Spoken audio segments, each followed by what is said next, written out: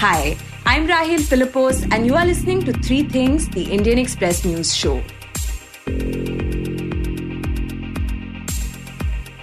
In this episode, we talk about how the US performs poorly when it comes to reducing intergenerational poverty. We also talk about the government's controversial livestock bill. But first, we talk about Manipur. Ever since the last week of May, the northeastern state has been witnessing a second wave of violence where an increasing number of people are losing their lives, houses are being burned down, and politicians are being targeted by angry civilians. The Indian Express's Deeptiman Tiwary, who visited Manipur recently, tells us what he saw when he went there.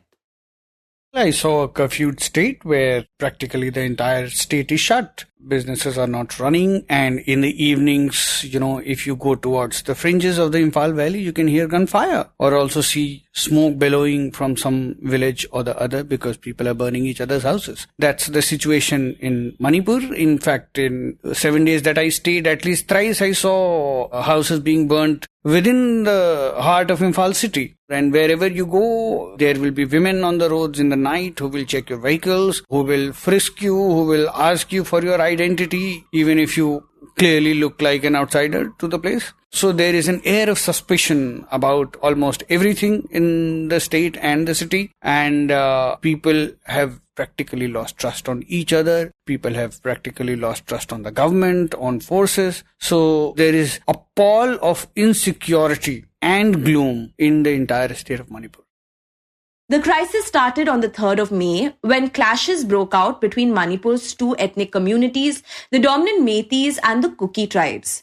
The clashes were triggered by the Meiteis demanding to be included in Manipur's list of scheduled tribes, which the Kukis opposed.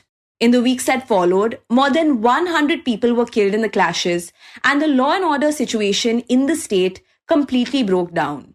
The situation worsened so much that Union Home Minister Amit Shah visited Manipur last month and held talks with both the groups.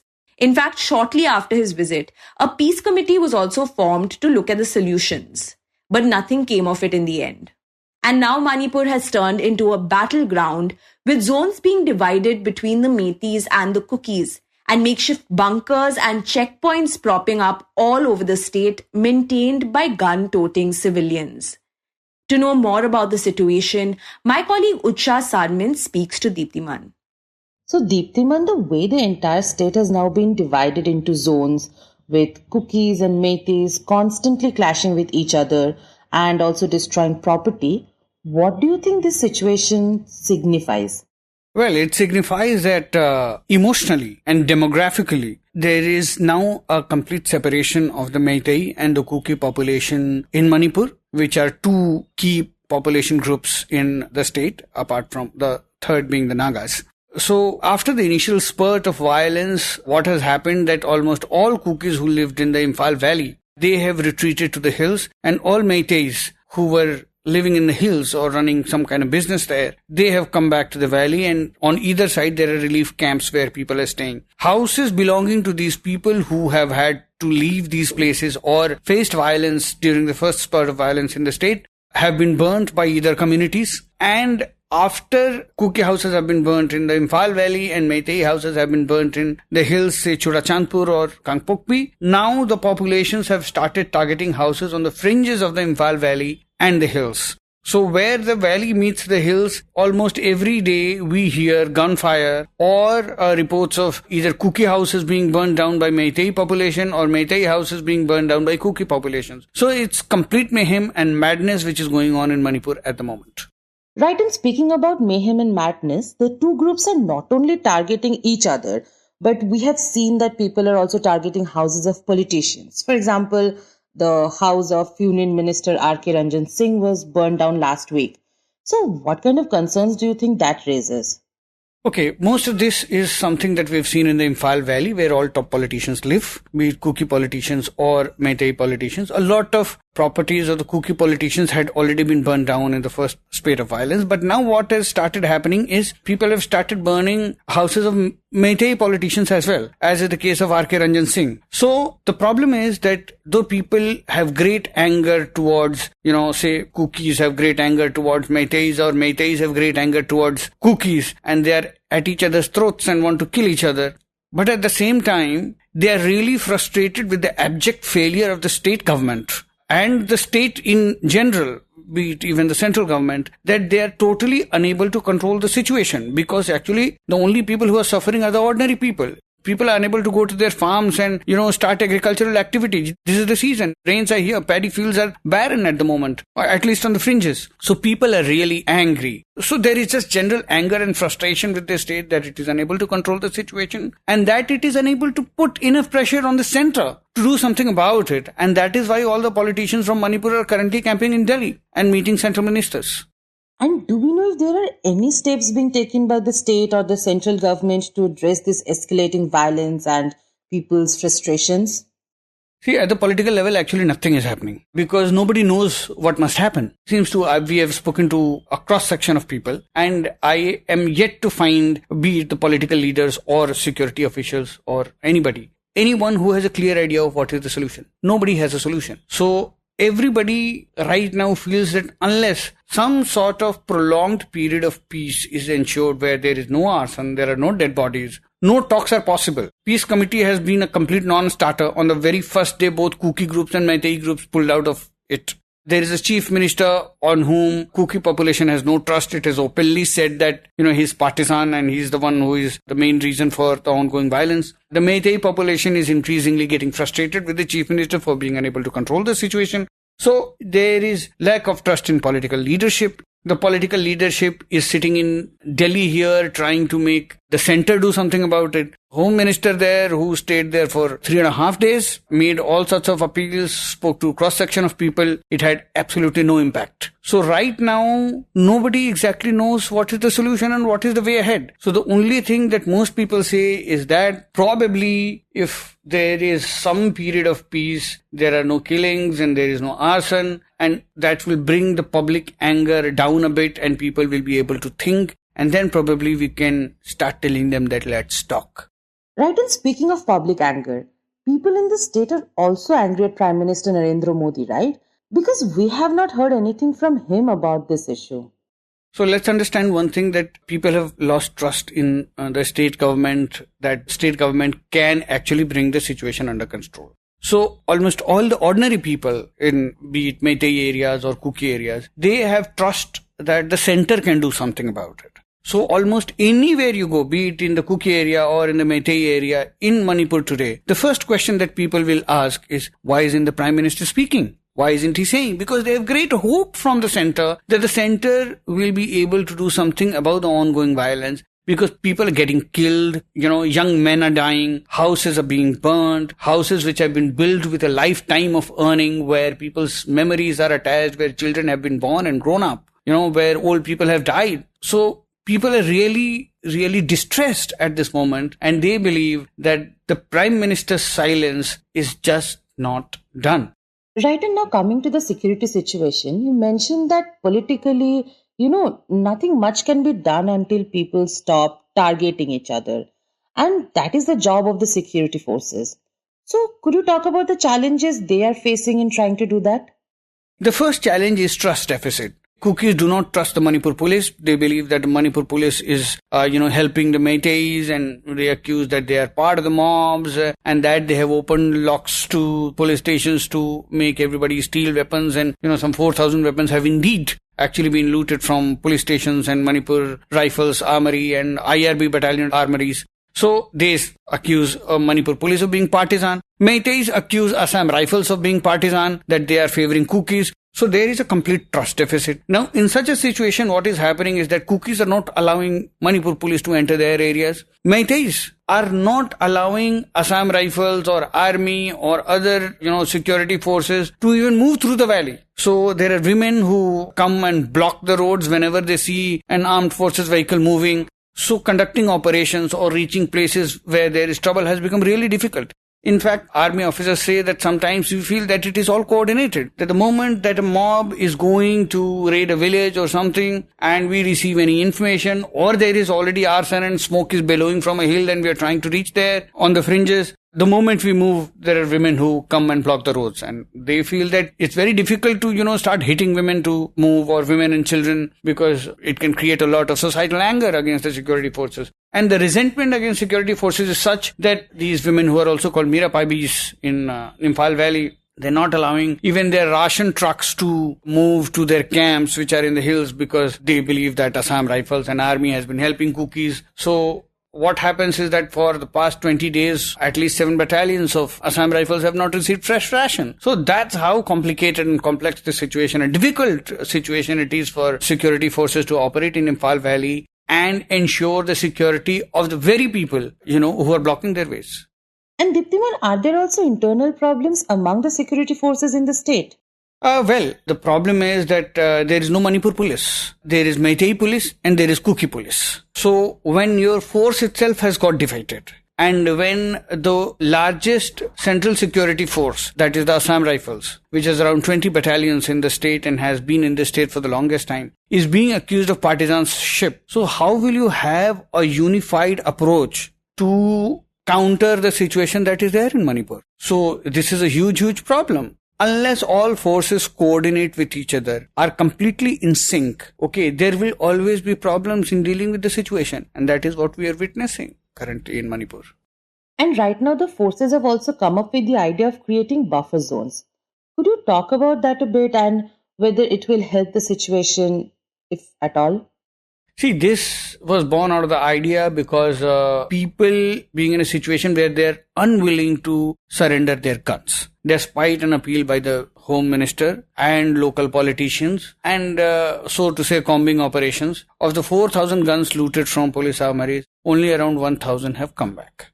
These are also guns we found out are those that have run out of ammunition. So people are feeling so insecure and people are so angry at the moment that they do not want to surrender their guns. And using force to make people surrender their guns can have counterproductive results. So that is why what has been decided that, fine, right now the populations have retrieved to their respective areas of hills and valleys. And all the fighting or arson is actually happening on the fringes of the valley, where the valley meets the hills. So security forces have tried to create a buffer zone where, army columns or Assam Rifle columns or, BSF columns have been put in between these two populations.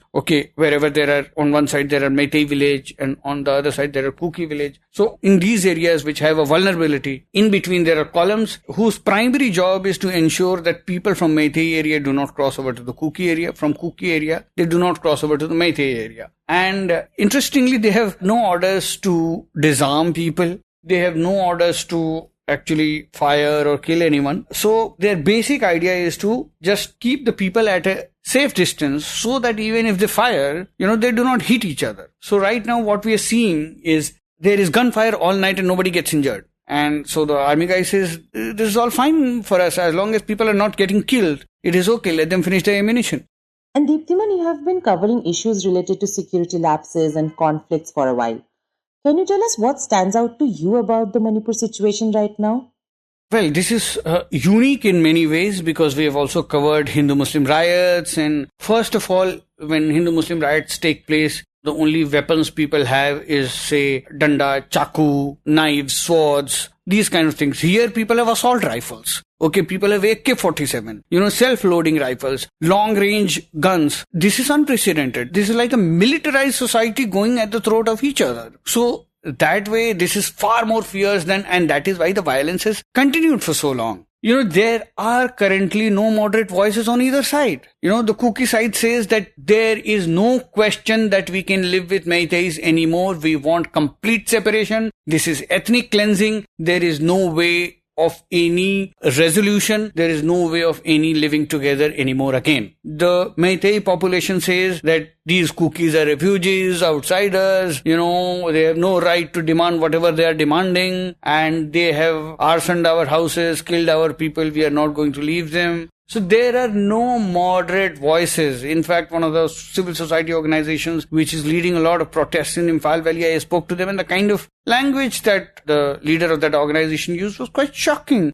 And he said that, there is a limit to Meitei patience and Kukis must realize that their population is very less. No, these are very provocative statements. Similar provocative statements are coming from the Kuki side. So there are no people who are making statements which are moderate or conciliatory. So in such a situation, peace talks cannot happen because emotions are running high on either side. So unless that happens, probably if there's a prolonged period of peace, people's anger will come down and then people will be able to, at least listen to each other and then something can happen. Not before that.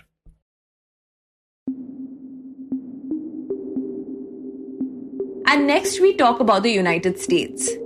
Right now, Prime Minister Narendra Modi is on his first state visit to the US, which he says will reinforce ties based on shared values of democracy, diversity, and freedom.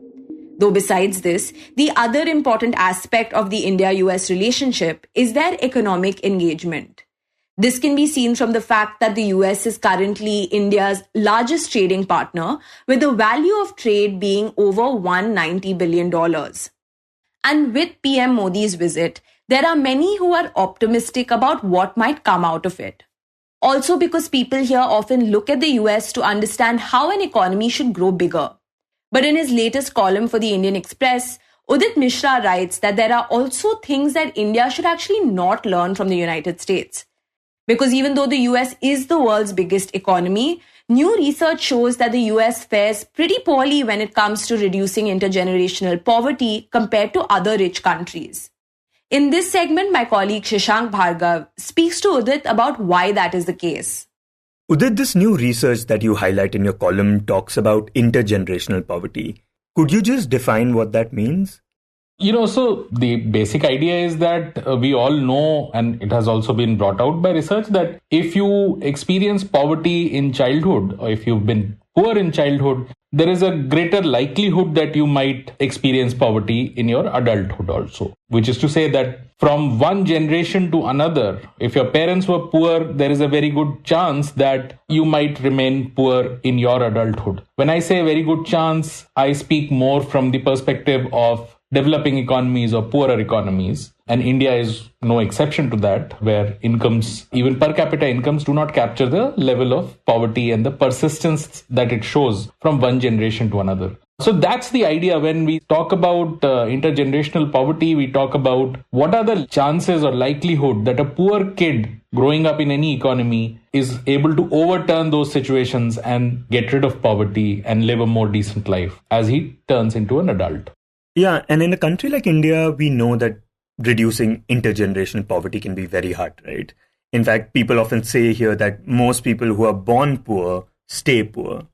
Yes, and there are different metrics for this. I remember a few years ago, this was pre-COVID, when I wrote a story based on some research done by World Economic Forum, which talked about how many years does it take for a poor person in different countries to come to the average income level of that country. So how many years does it take for a poor Indian who is living in abject poverty to come to the average level of India, per capita income of India? And that number was 7 generations. You take a generation to 20, 25 years, one generation, and that just tells you how difficult it is to move economically upwards. That was just giving you a sense of how difficult it is for a poor country. And I think those challenges are obviously there in richer countries also, where obviously the level of poverty is much lower. But we also can look at the persistence of intergenerational poverty in rich countries. Right, and this is what this new study looked at. But would you say that overall it's easier for richer countries like the US and UK to reduce intergenerational poverty than poorer countries?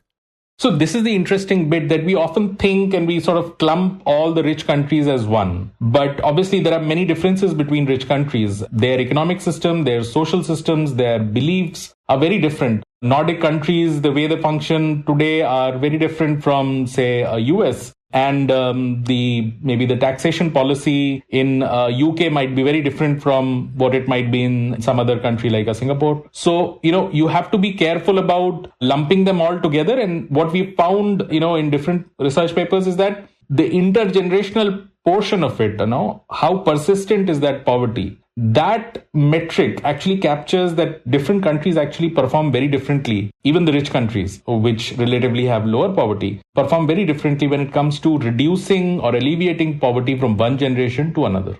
Okay, so in this study, which were the rich countries that performed better than the others when it came to dealing with this issue? Yeah, so they looked at a whole bunch of countries like the United States, United Kingdom, Australia, Germany, and Denmark. And if you look at this bunch, you'll find that there's a fair amount of geographical distribution. There's a difference in the way economic systems are tailored, the societies are structured. So it sort of captures a lot of variance. And what they found is that, say, a country like Denmark performs much better than, say, United States, which actually is the worst performer when it comes to reducing intergenerational poverty. The finding by this study, which has been done by the IZA Institute of Labor Economics, is that poorer kids in the United States are more likely to stay on as poorer adults. They are more likely to experience poverty even when they become young adults. And that number is like 43% more than a kid who may not have experienced poverty in US. So relative to a kid who has not experienced poverty, the kid who is experiencing poverty is 43% more likely to stay poor in the United States. That number, say, for Denmark is just 8%. And does the study also try to answer why this is the case? Why there is such a big difference between Denmark and the US? Yes, that's the other big thing that they sort of take away from the study, is they looked at not just which country is experiencing higher persistence of intergenerational poverty, but they also then asked what could be the reason for it, what is driving that. And there are many factors that could make people get rid of poverty or stay in poverty. Things like, whether you're in the right neighborhood or not, whether your parents have enough resources, whether you have enough education, jobs and everything. But their understanding is that the reason why US has such a poor record is because of their policies, which comes to fiscal policies, which is how much tax you raise, from whom do you raise, and where do you spend, where do you put the money, and how much do you give to the people back. And that configuration, every country has different levels of that combination. They found that United Kingdom does much better. Their policies are such that drag down that intergenerational poverty. They reduce that intergenerational poverty. Whereas in US, that drag down effect is there, but very minuscule. It's like just a 2% decline. So they blame it squarely on the United States not doing enough in terms of maybe taxing the right people or to the right amount, and then spending it on the people who are actually poor and need to get out of the clutch of intergenerational poverty. Right, and how the government taxes and who it chooses to tax can have a lot of impact on the economy. But the other thing that the research points out is the effect that direct cash transfers can have on poverty. Could you talk about that a bit and its importance? Right. So in most of the rich countries, direct income transfers have been shown to have a tremendous impact in alleviating poverty and getting people or kids who are in poverty sort of live a life where when they turn adults, they are not poor. And to that extent, direct income transfers have been considered to be very effective in alleviating poverty. And I think that is something, again, that this study underscores for US, that you're not doing enough of that. Right, and here there have been a lot of questions raised about how the Indian government should tax the ultra-rich in the country. And with direct benefit transfers, there has been this whole debate about them being called handouts and reveries, and that aspect has been criticized a lot. So based on this study and also looking at how the US has tackled this problem, what are the lessons that India can learn?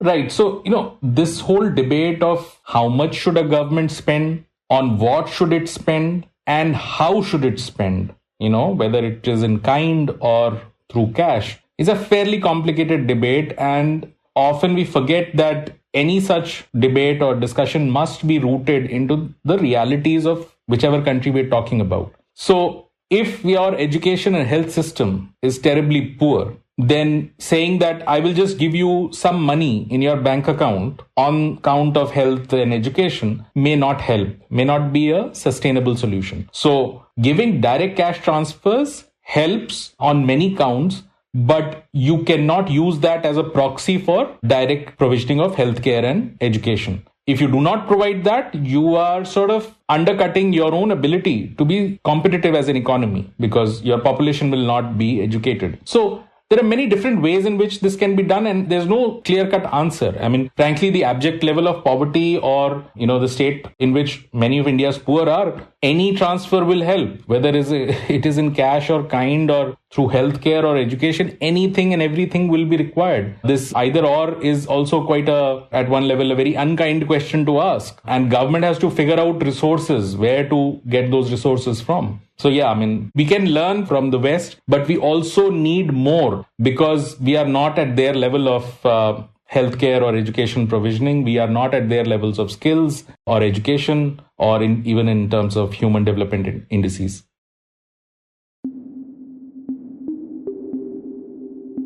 And finally, we talk about the controversy surrounding the draft Livestock and Livestock Products Bill. This week, the centre announced that it was withdrawing the draft Livestock and Livestock Products Importation and Exportation Bill 2023, which aimed at regulating the import and export of animals. The Indian Express's Harikishan Sharma explains what exactly this draft bill was proposing.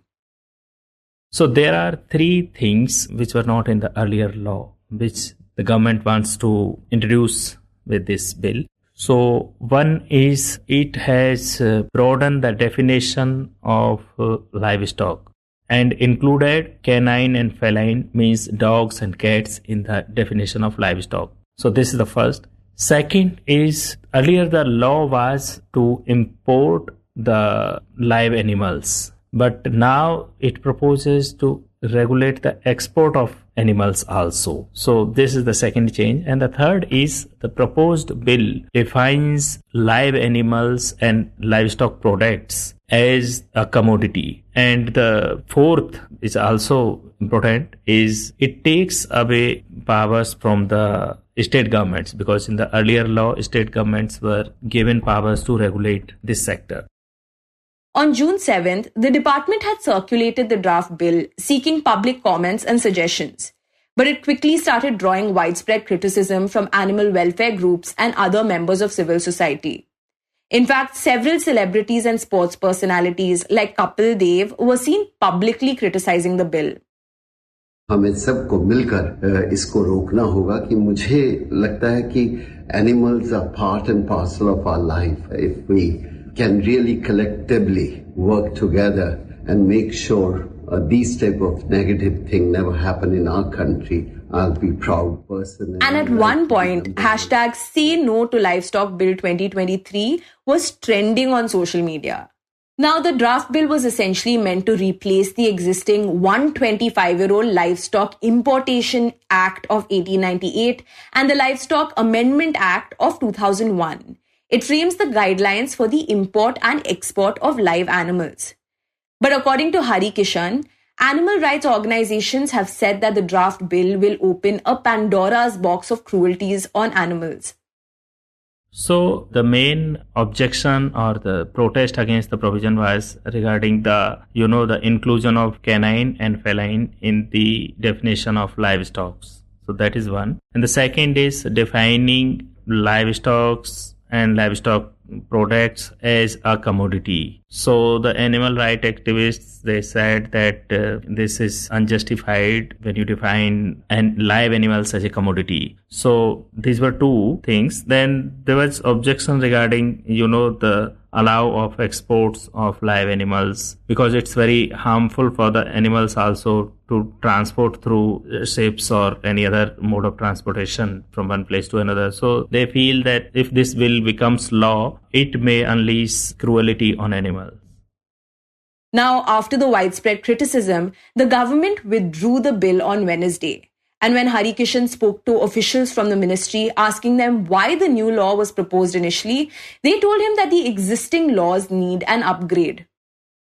So we also asked this question to the officials, and they say that there is no immediate cause of this move. But generally they say that because the existing law is, pre-constitutional and pre-independence era law, so that's why it needs to be aligned with the present day's requirement and present day circumstances. So this is the broad reason they gave us. They have not stated any particular reason to bring out this new law.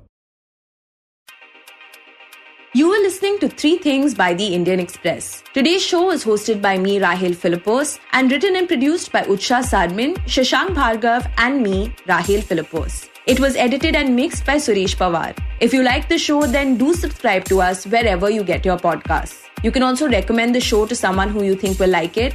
Share it with a friend or someone in your family. It's the best way for people to get to know about us. You can also tweet us at Express Podcast and write to us at podcast@indianexpress.com.